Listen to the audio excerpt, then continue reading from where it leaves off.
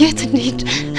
ወይ ሌላ ሀገር የለን ሀገራችን ትተን Oduu gaddaa ashamaa harka funee akkam jirtu hordoftoota fi dhaggeeffattoota miidiyaa hawaasaa keenya nagaa fayyaan isiniif yaa baay'atu jecha oduu gaddaa qabannee isiniif dhiyaanna. Namni suuraa isaa asirratti argitan kun Geetaachoo jedhama. Mucaa suurri ishee asirratti mul'atu kana umrii ishee waggaa 7dha. Haati mucaa kanaa amanamummaan bira keewwattee bakka hojii deemnan humnaan ukkaamsee daa'ima kana gudeedee sanumarraan ka'uun mucaan harkitti laafnan mormaan hudhee ajjeese akkasumas meeshaa qaraqabuun mummuree akka waan kuftee fakkeessee bakkeetti baasee kaa'e. Namoota naannootti akkas jedhee dhugaa bahe. Lakkii otoo gara bakkee bahaa jirtuu fiigdee kuftee duute jedhee dhugaa mucaa kanaa haalus dhugaan ni qallatti malee hin citu akkuma jedhamu. Guyyoota yookaan ji'oota lakkoofsisu dhugaan mucaa xinnaa kanaa bahe. Maarree kara qaama seeratti erga dhiyaateen booddee qaamni seeraa illee namicha mucaa xinnaa kana gudeedee ajjeese kana waggaa 25 qofa itti murteesse. Garaa namaa nyaata.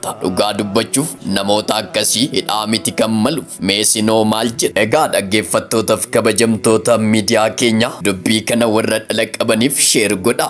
Biraan gahaa of eeggannoo dhala keessaniif akka gootan jecha mucaa yakkisuu kanneessan irra ga'e kanaaf illee sagalee akka taanu jecha murtiin haqaa fi murtiin barsiisoo akka murtaa'u jecha oduu wayitawaa bifa kanaa qabadhe akka isinii dhiyaadhuuf tiiktookii koomoo fooloo laayik koppii link riipost gochuun bukkee dhaabbadhaa jechuun hawwii koo yeroo hundumaati. Oduu faana akkasii faana ture ani qaxalee keessaniif tudha. Waan na dhaggeeffattaniif kabaji keessan guddaadha. Horaa bulaa deebanaa jechuun hawwii koo yeroo hundumaati.